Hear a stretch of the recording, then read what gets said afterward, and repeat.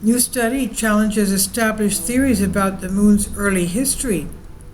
The origins of the moon have been the cause of many a scientific debate over the years, but more recently we seem to have settled on a consensus that a Mars-sized object crashed into Earth billions of years ago, with the debris coalescing into our Earth's moon. The newly formed moon drifted slowly away from Earth over the following eons, but a new study suggests some surprising nuances to the accepted model. According to current theory, the moon formed around 4.5 billion years ago, shortly after the solar system's birth. It began with a massive collision between the early Earth and a Mars-sized protoplanet called Theia. The impact sent debris into the orbit around the Earth, which eventually coalesced to create the moon.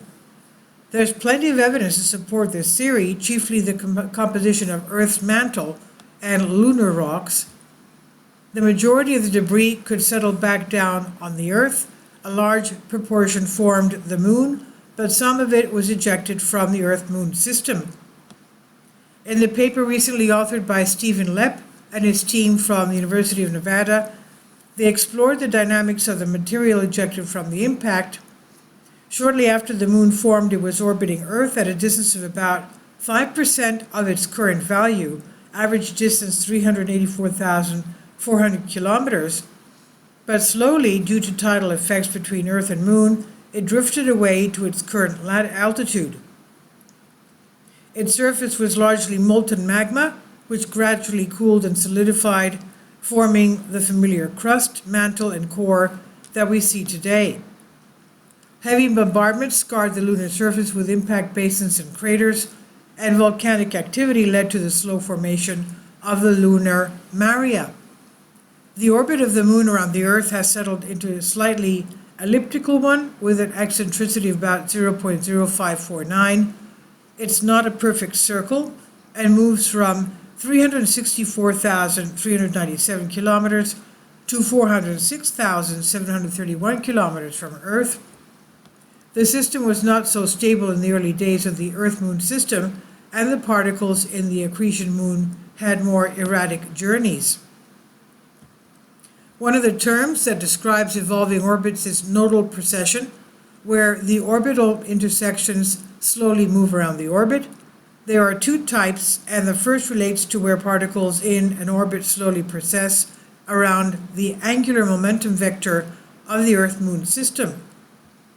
The other occurs around highly eccentric binary systems when the inclination of the orbiting object is large. The particle processes about the binary eccentricity vector, taking into account the Earth and orbits of particles in the debris cloud as the moon started to form. Such orbits described would be unstable. The team showed that all of the possible orbits of particles, those in polar orbits, were the most stable. They went further and showed that they existed around the Earth-Moon binary system after the moon formed.